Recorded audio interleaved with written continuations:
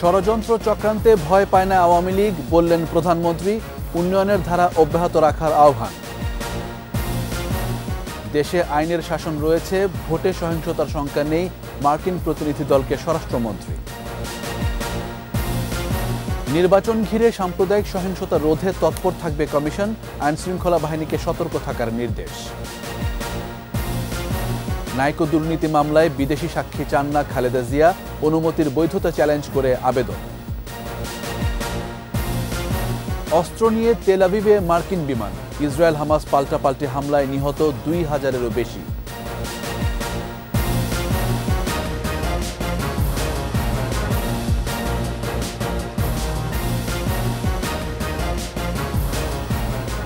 শুনছিলেন first security ইসলামী bank limited সংবাদ শিরোনাম।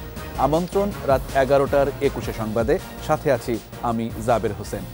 দর্শক, 21 টেলিভিশনের সংবাদ একই সাথে সরাসরি দেখতে পাবেন আমাদের ফেসবুক পেজ www.facebook.com/2124 অনলাইনে।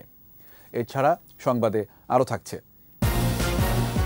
বিশ্বকাপে সর্বোচ্চ সেঞ্চুরি এখন রোহিত শর্মার, রেকর্ডময় ম্যাচে আফগানিস্তানকে হারালো ভারত।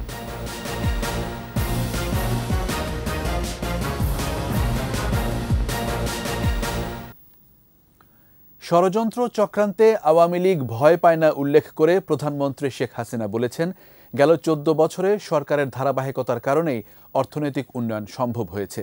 গোপালগঞ্জের টুঙ্গিপাড়ায় নেতাকর্মীদের সঙ্গে মতবিনিময়ে মানুষের জন্য কাজ করে যাওয়ার প্রত্যয় পুনর্ব্যক্ত করেন বঙ্গবন্ধু কন্যা। টুঙ্গিপাড়া থেকে প্রণব চক্রবর্তীর রিপোর্ট, ক্যামেরায় ছিলেন তফসির হাসান। টুঙ্গিপাড়ায় বিভিন্ন জায়গায় ঘুরে বেরিয়েছেন প্রধানমন্ত্রী শেখ হাসিনা, জেনেছেন এলাকার হালচাল, খোঁজ নিয়েছেন রাজনীতির। প্রধানমন্ত্রীর আগমনে টুঙ্গিপাড়া ও কোটালীপাড়ার স্থানীয় নেতাকর্মীদের মাঝে সকাল থেকেই ছিল উচ্ছ্বাস। পরে উপজেলা কার্যালয়ে নেতাকর্মীদের সাথে মত বিনিময় করেন আওয়ামী লীগ সভাপতি। সংক্ষিপ্ত বক্তব্যে প্রধানমন্ত্রী বলেন, পিতার আদর্শ বাস্তবায়নে জনকল্যাণে কাজ করছে তার সরকার। বিশ্বব্যাপী মুদ্রাস্ফীতি, অর্থনৈতিক মন্দা, আমরা কিন্তু তার থেকে দূরে না, আমাদের উপরেও সেই ধাক্কা আসে, কারণ সব জিনিস তো আমরা করতে পারি না। সেই জন্য আমি সকলকে আহ্বান করেছিলাম, নিজেও শুরু করেছি, কোথাও 1 ইঞ্চি জমি অনাবাদি থাকবে না, যে যা কিছু পারে উৎপাদন করবে। আমাদের খাদ্য উৎপাদন আমরা নিজেরা করব, আমাদের সামনের দিকেও এগিয়ে যেতে হবে। সরকার প্রধান বলেন, সরকারের ধারাবাহিকতা আছে বলেই গণতন্ত্রের মধ্য দিয়ে দেশের উন্নয়ন অগ্রগতি অব্যাহত আছে। যখনই যে কোনো আঘাত এসেছে, আমার দলের মানুষই আমাকে সে মানব ঢাল রচনা করে নিজেদের জীবন দিয়ে রক্ষা করেছেন। কাজে দেশের মানুষের জন্য কাজ করার যে সুযোগ পেয়েছে, এটাই সবচেয়ে বড় পাওয়া। প্রধানমন্ত্রী বলেন, ষড়যন্ত্র আছে, থাকবে, তবে সব চক্রান্ত মোকাবেলা করে দেশের জন্য কাজ করে যাবার দৃঢ় প্রত্যয় জানান তিনি। নির্বাচন আমাদের চিন্তা নাই, জনগণের ভোট আমাদের আছে, তবে জাতীয় আন্তর্জাতিক কিছু চক্রান্ত ষড়যন্ত্র সবসময় থাকে, তবে ওটা ভয় পাই না। গ্রেনেড, গুলি, বোমা, সে বিশাল সাইজের বোমা, সবই তো মোকাবেলা করে এই পর্যন্ত চলে আসছি। আমি বিশ্বাস করি আল্লাহ একটা মানুষকে কাজ দেয়, সেই কাজটা সম্পূর্ণ না হওয়া পর্যন্ত আল্লাহই রক্ষা করেন। পরে স্থানীয় নেতাকর্মীদের কথা শোনেন ও দিক নির্দেশনা দেন প্রধানমন্ত্রী শেখ হাসিনা। প্রণব চক্রবর্তী, 21 টেলিভিশন, টুঙ্গিপাড়া, গোপালগঞ্জ। জাতীয় সংসদ নির্বাচনে সহিংসতার কোনো আশঙ্কা আছে কিনা, কোনো দলের নির্বাচন বর্জনের শঙ্কা আছে কিনা জানতে চেয়েছে সফররত মার্কিন প্রাক নির্বাচন পর্যবেক্ষক দল। সচিবালয়ে স্বরাষ্ট্র ও আইন মন্ত্রণালয়ের সাথে বৈঠকে এসব বিষয়ে জানতে চায় তারা। রিপোর্টে বাকিটা জানাচ্ছেন মোহাম্মদ নুরুন্নবী। ধারাবাহিকভাবে নির্বাচন সংশ্লিষ্ট সকল অংশীজনদের সাথে বৈঠক করছে মার্কিন প্রাক নির্বাচনী পর্যবেক্ষক দল। বুধবার দলটি স্বরাষ্ট্র মন্ত্রণালয়ে বৈঠক করে জানতে চায়, শান্তিপূর্ণ নির্বাচন অনুষ্ঠানে আইনশৃঙ্খলা বাহিনী কতটা প্রস্তুত। বৈঠক শেষে গণমাধ্যমকে স্বরাষ্ট্রমন্ত্রী জানান, অতীতে যে কোনো সময়ের চেয়ে দেশের শান্তি শৃঙ্খলা পরিস্থিতি ভালো, যে কোনো পরিস্থিতি মোকাবেলার প্রস্তুতি রয়েছে RAB, police, BGB, coastguard, Ansar বাহিনীর। আমাদের এখানে পুলিশ যথেষ্ট ওয়েল ইকুইপড, তারা ওয়েল কোয়ালিফাইড এবং ওয়েল ট্রেইনড। তারা কীভাবে ইলেকশন ফেস করতে হয় তারা এই সম্বন্ধে তাদের সামগ্রিক জ্ঞান রয়েছে। ঠিক সিমিলারলি আমাদের বিজিবি, আমাদের কোস্টগার্ড আমাদের আনসার একটা বিশাল বাহিনী, আমাদের আনসার যখনই প্রয়োজন আনসার বাহিনীকে আমরা নিয়ে আসি। প্রয়োজন মোতাবেক ইলেকশন কমিশন যদি মনে করে কোনো সময় তারা আর্মিরও সহযোগিতা নেয়, সেটাও আমরা মনে করে দিয়েছি। আইনমন্ত্রীর সাথে বৈঠকে মার্কিন প্রতিনিধি দল জানতে চায় কোনো দলের নির্বাচনে না আসার কোনো শঙ্কা আছে কিনা। এরকম আশঙ্কা করা হচ্ছে কিনা যে কেউ আসবেন নির্বাচনে, কে আসবে কে না। আমি বলেছি যে বাংলাদেশ জননেত্রী মাননীয় প্রধানমন্ত্রীর সরকার চায় যে সকল দল নির্বাচনে আসুক, কিন্তু কে নির্বাচনে আসবে কে নির্বাচনে আসবে না সেটা সেই দলের সিদ্ধান্ত। উভয় বৈঠকে জানতে চাওয়া হয় তফসিল ঘোষণার পর কোন কোন ক্ষমতা কমিশনের হাতে থাকে। উত্তরে বলা হয়েছে এখানে নির্বাচনে কোনো কারচুপির সুযোগ নেই, সরকার বদলাতে হলে নির্বাচনের কোনো বিকল্পও নেই। নির্বাচনের তফসিল ঘোষণার পরপরই নির্বাচন সংক্রান্ত যেসব অফিস আদালত এবং ডিপার্টমেন্ট আছে সেগুলি নির্বাচন কমিশনের নিয়ন্ত্রণে চলে যায়। আগে যেরকম ভায়োলেন্স হতো, এখন সেই ভায়োলেন্স আমাদের দেশে এখন আর ভায়োলেন্স ফ্রি আমরা বলতে চাই। এবং স্বচ্ছ ব্যালট বাক্সের কথা আমি বলেছি, উনিই ইন্ট্রোডিউস করেছেন। ফটোযুক্ত ভোটার লিস্ট তিনিই ইন্ট্রোডিউস করেছেন।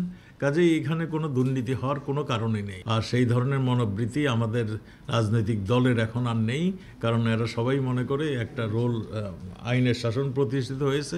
দলটির কাছে প্রশ্ন ছিল সফরের প্রাপ্তি কি, জবাবে বলেন সফর শেষ হওয়ার আগে কিছুই বলা যাবে না। Conclusion of our visit here in Bangladesh. Thank you very much. Thank you. Mohammad Nurun Nabi, 21 television, Dhaka.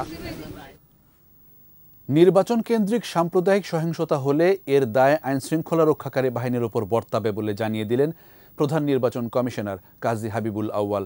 Vote ঘিরে যাতে কোনো সাম্প্রদায়িক সংঘাত না ঘটে এজন্য সংশ্লিষ্টদের কঠোরভাবে সতর্ক করা হবে বলে জানান সিইসি।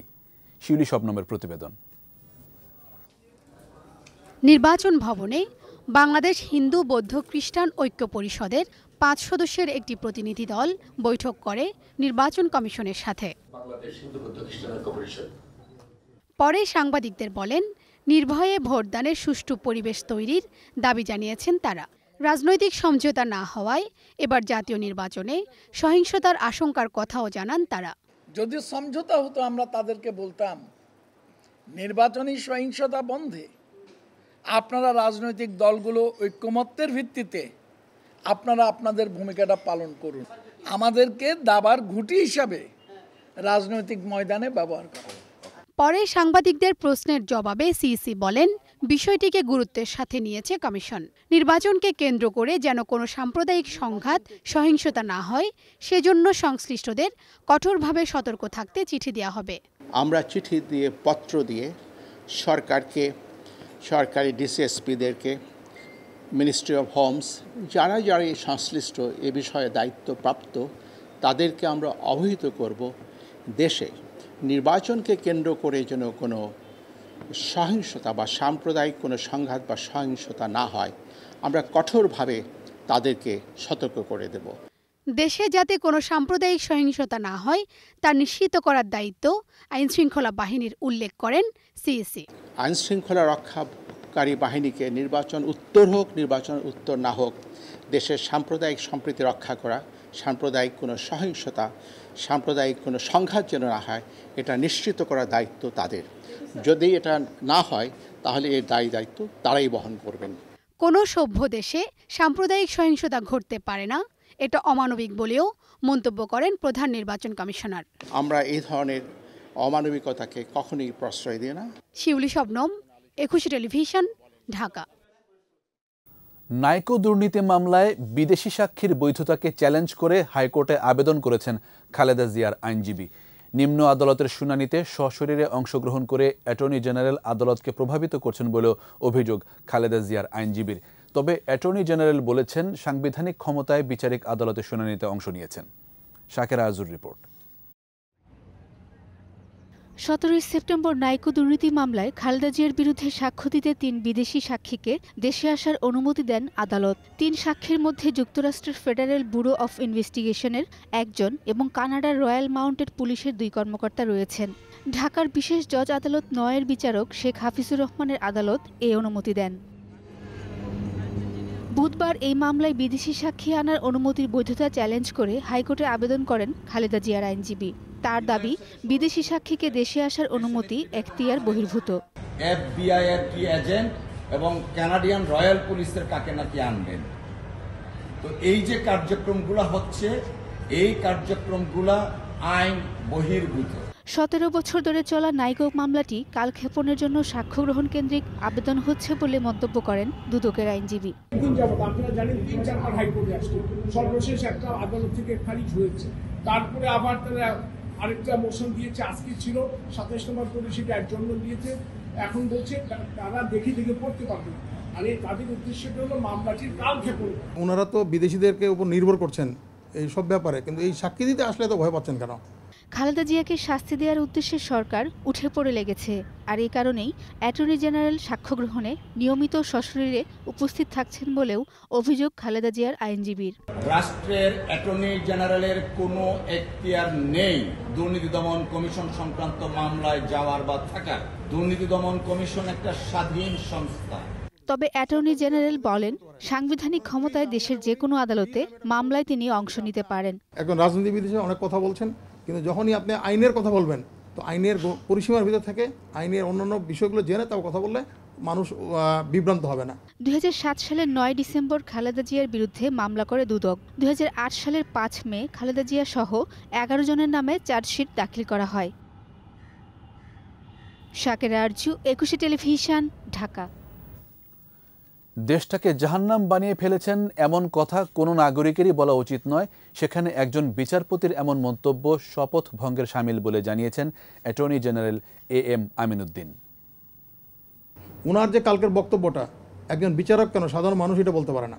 একজন বিচারক হিসেবে উনি যে বক্তব্য রেখেছেন সেটা সম্পূর্ণভাবে আমি মনে করি যে বিরাগের বশবর্তী হয়ে রাখছেন, অর্থাৎ উনি ওনার শপথটা ভঙ্গ করেছেন।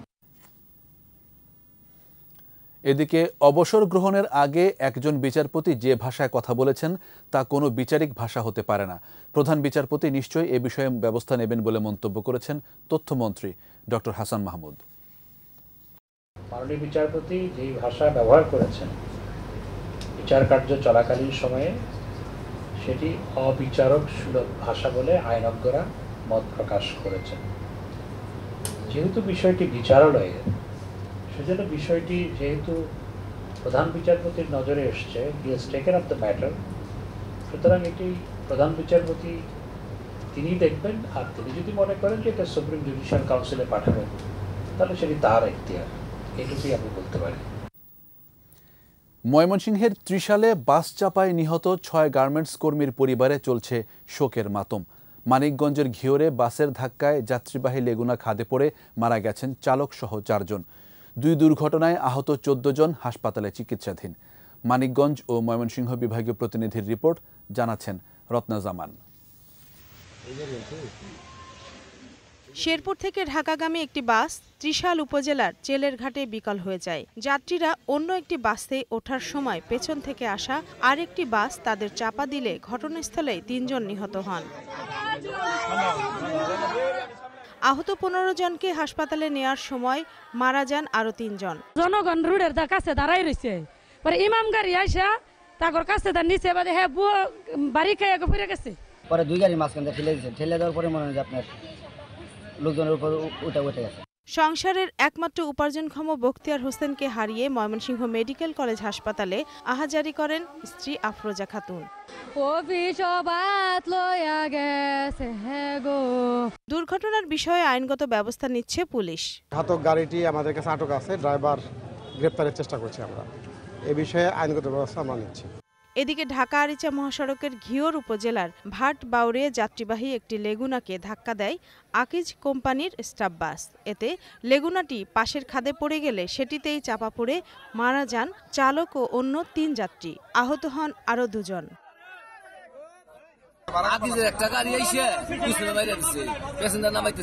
নিহতদের পরিবারকে 20,000 করে টাকা অনুদান দিয়েছে জেলা প্রশাসন।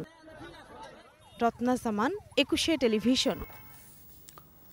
ডেঙ্গু নিয়ন্ত্রণে পর্যাপ্ত ব্যবস্থা নেওয়ার পরও আক্রান্ত ও মৃত্যু না কমা দুঃখজনক বলে মন্তব্য করেছেন স্থানীয় সরকার মন্ত্রী তাজুল ইসলাম। রাজধানীতে এক অনুষ্ঠানে আরও বলেন, শুধুমাত্র ওষুধ ছিটিয়ে এডিস নিয়ন্ত্রণ সম্ভব নয়, ডেঙ্গু ছড়িয়ে পড়ার কারণগুলো খুঁজে বের করা জরুরি বলে মন্তব্য করেন মন্ত্রী। স্থানীয় সরকার মন্ত্রণালয়, স্বাস্থ্য অধিদপ্তর, সিটি কর্পোরেশন কিংবা জনগণের মাঝে সমন্বয়হীনতাও ডেঙ্গু নিয়ন্ত্রণে ব্যর্থতার অন্যতম কারণ বলে দাবি করেন তাজুল ইসলাম।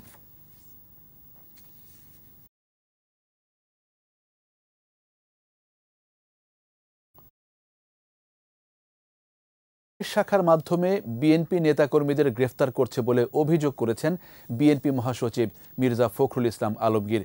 গুলশানে সংবাদ সম্মেলনে মির্জা ফখরুল বলেন, বিএনপির প্রচার সম্পাদক শহীদউদ্দিন চৌধুরী অ্যানিকে গ্রেফতারের মাধ্যমে সরকার আবারও প্রমাণ করেছে তারা একতরফা নির্বাচন করে ক্ষমতায় আসতে চায়। বিএনপি এই সরকারের অধীনে কোনোভাবেই নির্বাচনে যাবে না জানিয়ে ফখরুল বলেন, নির্বাচনকালীন নিরপেক্ষ সরকারের বিষয় ছাড়া সরকারের সাথে কোনো আলোচনায় যাবে না বিএনপি। আমরা বলে দিয়েছি যে এই সরকারকে পদত্যাগ করতে হবে, এই সংসদকে বিলুপ্ত করতে হবে। নির্বাচন নিয়ে আমাদের কোনো ভাবনা নেই, ভাবনা একটাই যে এই সরকারকে সরতে হবে, এবং এছাড়া বাংলাদেশের কোনো মুক্তি নেই। নট অনলি ফর ইলেকশন, আপনি দেখুন বাংলাদেশের কোন রাজনৈতিক দলটা এক্সেপ্ট তাদের পদলেহনকারী কয়েকটা দল ছাড়া আর কোন রাজনৈতিক দলটা বলেছে যে নির্বাচন সুষ্ঠু হবে? কুষ্টিয়ার দৌলতপুরে গ্রামীণ ব্যাংকের ঋণের টাকা শোধ করতে না পেরে গৃহবধূর আত্মহত্যার ঘটনা আজও মানুষের মুখে মুখে। ঋণ মওকুফ সহ নানা সুযোগ সুবিধার মাধ্যমে বিষয়টি ধামাচাপা দিয়েছিল ব্যাংক কর্তৃপক্ষ। এমন একটি ব্যাংকের প্রতিষ্ঠাতার নোবেল পুরস্কার পাওয়া নিয়েও প্রশ্ন এলাকাবাসীর। কুষ্টিয়া প্রতিনিধি জহুরুল ইসলামের তথ্যচিত্রে জানাচ্ছেন সমর ইসলাম। 2006 সালের কথা, দৌলতপুর উপজেলার খাস মথুরাপুর গ্রাম। দরিদ্র পল্লী চিকিৎসক রুস্তম আলীর স্ত্রী আকলিমা খাতুন অনটনের সংসারে সহায়তার আশায় গ্রামীণ ব্যাংকের মহিলা সমিতির সদস্য হয়ে ঋণ নেন। প্রথম দিকে শোধ করতে পারলেও পরে বেশ কয়েকটি সপ্তাহের কিস্তি বকেয়া পড়ে যায়। ঋণ আদায়ে গ্রামীণ ব্যাংক কর্মীরা ক্রমাগত চাপ দিতে থাকলে 30 মে রাতে গলায় ফাঁস দিয়ে আত্মহত্যা করেন আকলিমা। কয়েকটি দৈনিক পত্রিকায় খবর প্রকাশ হলে তোলপাড় শুরু হয়। পেটের অসুখের কষ্ট সইতে না পেরে আকলিমা আত্মহত্যা করেছেন মর্মে স্বামী রুস্তমের কাছ থেকে মুচলেখা লিখে নেন ব্যাংকের দৌলতপুর শাখা ব্যবস্থাপক মিজানুর রহমান। গ্রামীণ ব্যাংকে আমি লিখে দিয়েছিলাম যে আমার স্ত্রী পেটের দায়ে মারা গেছে, এ ব্যাপারে গ্রামীণ ব্যাংক কোনো দায় নাই। সে সময় ঋণ মওকুফ সহ আকলিমার পরিবারকে আরও কিছু সুযোগ সুবিধা দিয়ে ঘটনাটি ধামাচাপা দেয় গ্রামীণ ব্যাংক কর্তৃপক্ষ। তার সংসারও ঝামেলা, কিস্তি নিয়ে সে আত্মহত্যা করেছে। এটা গ্রামীণ ব্যাংক। এটা আমরা শুনেছি যে মেলা কিস্তি ছিল, এই জন্য দিতে পারে না, সেই জন্য মারা গেছে। মূলত হচ্ছে উনি কিস্তি খেলাপির কারণে হচ্ছে আত্মহত্যা করেছিলেন। গ্রামীণ ব্যাংক চাপাচাপি করেছে, যার কারণে আত্মহত্যা করেছিলেন। তার ছেলের লেখাপড়ার খরচ প্লাস পুনরায় পরবর্তীতে তার চাকরিও দিয়ে দিয়েছিল। পরবর্তীতে এটা গ্রামীণ ব্যাংকের সঙ্গে তারা লিয়াজও করে এটা ধামাচাপা দিয়েছিল। যে ব্যাংকের ঋণের দায়ে মানুষকে আত্মহত্যা করতে হয় তার প্রতিষ্ঠাতার নোবেল পুরস্কার পাওয়া নিয়ে প্রশ্নটা অনেক বড় প্রত্যক্ষদর্শীদের।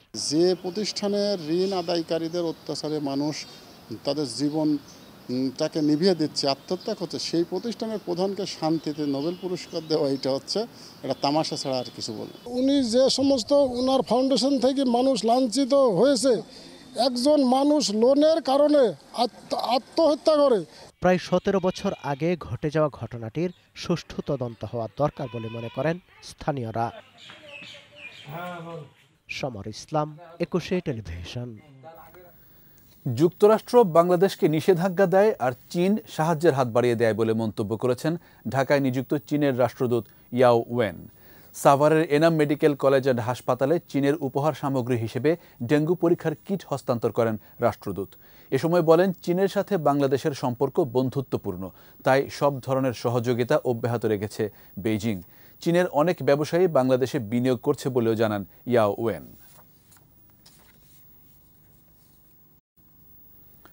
বিষাক্ত আগাছা পার্থেনিয়াম ছড়িয়ে পড়ছে দেশের ফসলি জমিতে। অন্তত 35 জেলায় পাওয়া গেছে এর উপস্থিতি। বিশেষজ্ঞরা বলছেন, বিষাক্ত এই ঘাস বেগুন, টমেটো, মরিচ সহ বিভিন্ন ফসলের পরাগায়ন কমিয়ে দেয়। এছাড়া ধান, ছোলা, সরিষা, গম সহ আরও কিছু ফসলের অঙ্কুরোদ্গম ও বৃদ্ধি বাধাগ্রস্ত করে। পাশাপাশি পার্থেনিয়াম গবাদি পশু ও জনস্বাস্থ্যের জন্য হুমকি বলে মনে করছেন তারা। মফিউর রহমানের রিপোর্ট। একটি বিষাক্ত আগাছা পার্থেনিয়াম। এটি সূর্যমুখীর একটি উপপ্রজাতিভুক্ত অত্যন্ত আগ্রাসী উদ্ভিদ। উত্তর মধ্য এবং দক্ষিণ আমেরিকার সাবট্রপিক্যাল অঞ্চল, মেক্সিকো এবং ক্যারিবীয় অঞ্চলে পার্থেনিয়ামের উৎপত্তি। তবে কালের বিবর্তনে নানাভাবে এটি ভারত উপমহাদেশে ছড়িয়ে পড়ে। গেল কয়েক বছরে বাংলাদেশেও এর বিস্তার ঘটেছে। উদ্ভিদবিদরা বলছেন, যশোরে 2008 সালে প্রথম পার্থেনিয়ামের উপস্থিতি লক্ষ্য করা যায়। প্রথম অবস্থায় এটি রাস্তার দুই পাশে দেখা যায়, পরে তা ফসলের ক্ষেতেও ছড়িয়ে পড়ে।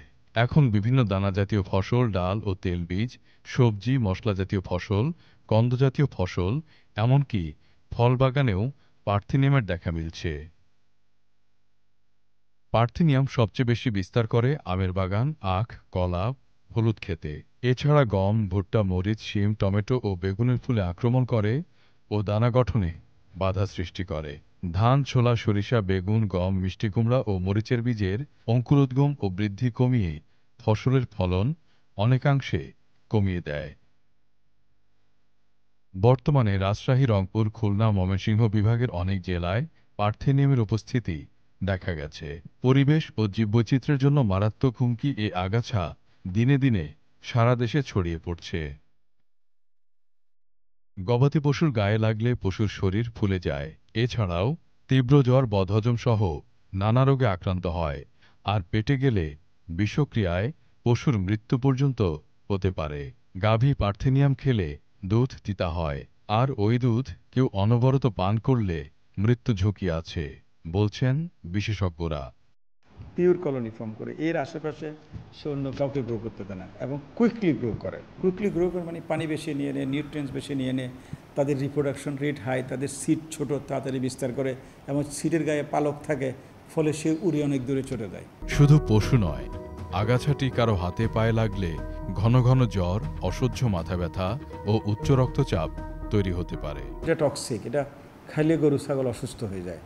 মানুষেরও নানা ধরনের স্কিনের সমস্যা হতে পারে, অথবা কোনো কারণে যদি শাকসবজির সাথে যদি অনেকে তো রাস্তার কুল থেকে বন্য কিছু খায়, টক্সিক হলে তো তখন বমিটিং হয়, নসিয়া হয়, ড্রসিয়া হয়। আলটিমেটলি যে এই এনজাইমগুলো তার অ্যাক্টিভিটিসকে সে এলোমেলো করে দেয়। পার্থেনিয়াম ঘাস সাবধানে তুলে পুড়িয়ে ফেলার পরামর্শ বিশেষজ্ঞদের। এছাড়া আগাছা নির্মূলকারী বিষ দিয়ে এর বংশবিস্তার কমানো সম্ভব। এটাকে দমন করতে হবে ভেজিটেটিভ অবস্থায়, যখন সে অপটিমাম গ্রোথ হয়ে যায়, ফুল আসে নাই, তখন এটাকে রুট আউট করা। একবারে রুট আউট করে পোড়া দিলে তাহলে মোটামুটি কাজ হয়ে যাবে। পার্থেনিয়াম বীজ অত্যন্ত হালকা, যা বাতাসে ছড়ায়। এছাড়া পণ্য ও যাত্রীবাহী পরিবহনের মাধ্যমেও সীমান্ত পার হয়ে এর বীজ দেশে ঢুকেছে বলছেন বিশেষজ্ঞরা। এর বিস্তার রোধে সতর্ক হওয়ার পরামর্শ তাদের। মফিউর রহমান, 21 টেলিভিশন, ঢাকা।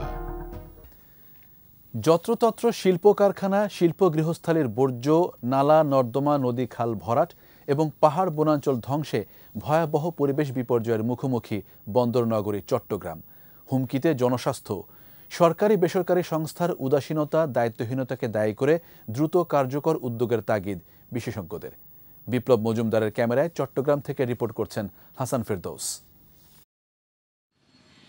চট্টগ্রাম মহানগরীর ৭০ লাখ বাসিন্দার পয় ও গৃহস্থলী বর্জ্য নালা নর্দমা হয়ে পড়ছে কর্ণফুলীতে।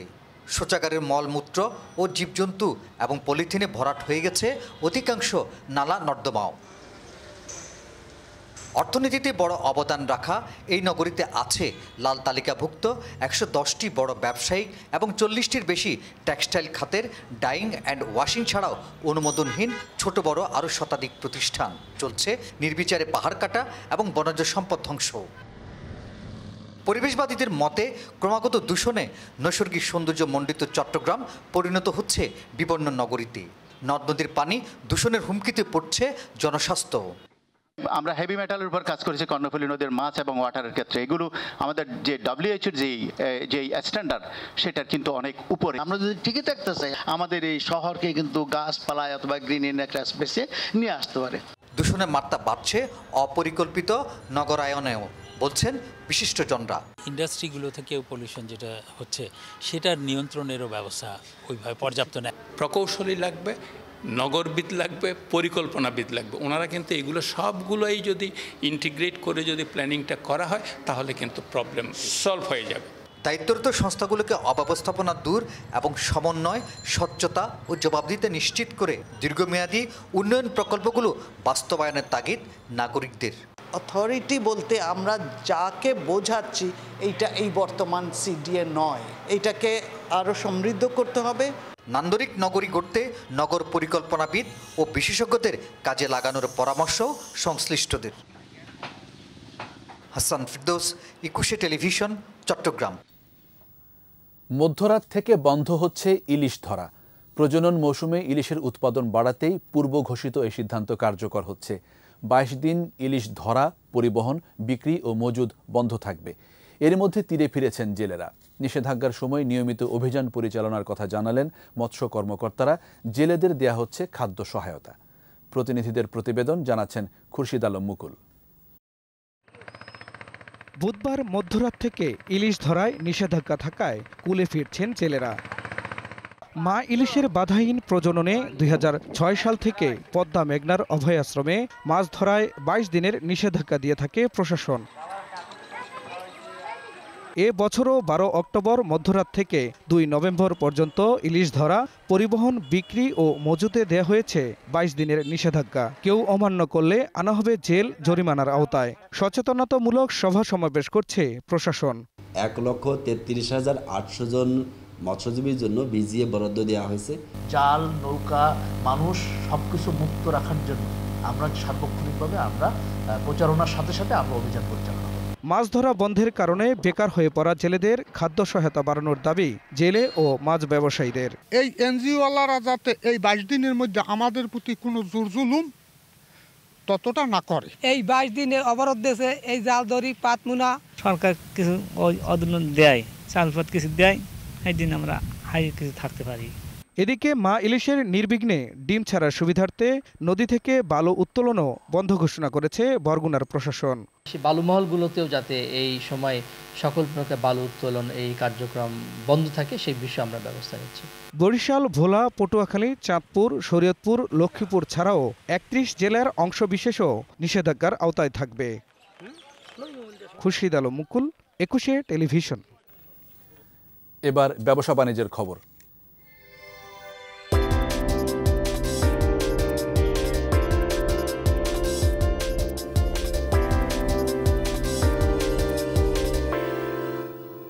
চুয়াডাঙ্গার ভালাইপুর বাজারে মাস্টার আব্দুল ওয়াহেদ মার্কেটে মিনিস্টার মাইওয়ান গ্রুপের শোরুম উদ্বোধন করা হয়েছে।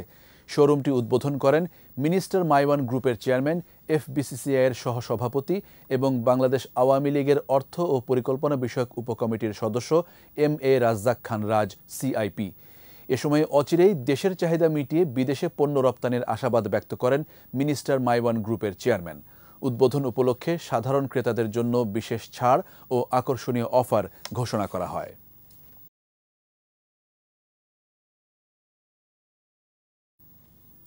আর এরই সাথে শেষ করছি রাত 11টার 21 সংবাদ। যাবার আগে ফার্স্ট সিকিউরিটি ইসলামী ব্যাংক লিমিটেড সংবাদ শিরোনামগুলো আরও একবার। ষড়যন্ত্র চক্রান্তে ভয় পায় না আওয়ামী লীগ, বললেন প্রধানমন্ত্রী। উন্নয়নের ধারা অব্যাহত রাখার আহ্বান। দেশে আইনের শাসন রয়েছে, ভোটে সহিংসতার শঙ্কা নেই, মার্কিন প্রতিনিধি দলকে স্বরাষ্ট্রমন্ত্রী। নির্বাচন ঘিরে সাম্প্রদায়িক সহিংসতা রোধে তৎপর থাকবে কমিশন, আইনশৃঙ্খলা বাহিনীকে সতর্ক থাকার নির্দেশ। নাইকো দুর্নীতি মামলায় বিদেশি সাক্ষী চান না খালেদা জিয়া, অনুমতির বৈধতা চ্যালেঞ্জ করে আবেদন। অস্ত্র নিয়ে তেল আবিবে মার্কিন বিমান, ইসরায়েল হামাস পাল্টাপাল্টি হামলায় নিহত 2000-এরও বেশি।